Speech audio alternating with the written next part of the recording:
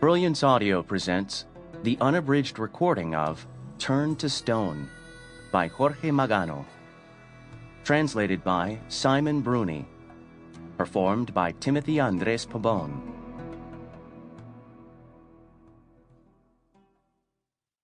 In the fields and along the paths here and there, he saw the shapes of men and animals changed from their natures to hard stone by Medusa's gaze. Nevertheless, he had himself looked at the dread form of Medusa reflected in a circular shield of polished bronze that he carried on his left arm, and while a deep sleep held the snakes and herself, he struck her head from her neck. He told of his long journeys, of dangers that were not imaginary ones, what seas and lands he had seen below from his high flight, and what stars he had brushed against with beating wings. Ovid, The Metamorphoses. The Birth of a Monster. 1656. Naples. The block of marble seemed to glow as Andrea Bolgi stood it upright on the bench and gazed at it, lost in thought. A burning passion took hold of him as he looked deep into the stone. He thought he could see the monstrous smile of the creature encased within. Emulating old Michelangelo, his task was to free it from its prison and release it into the world. Bolgi often forgot that he was no Michelangelo.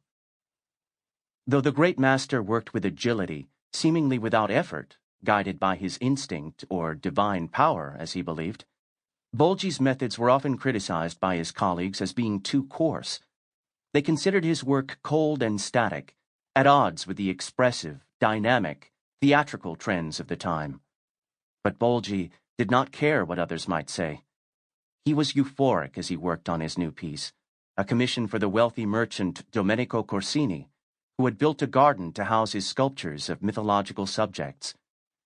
The ancient god's world of love and conflict had seduced Corsini, just as it had inspired Cardinal Scipione Borghese to commission some of Gian Lorenzo Bernini's finest works years before.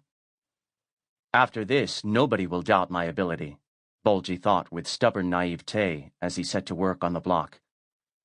On several occasions, the flying chips of stone struck his bare arm, but he ignored the pain and kept chiseling.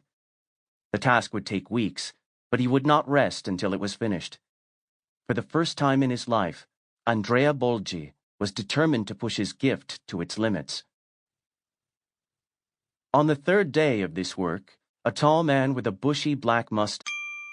Sample complete. Ready to continue?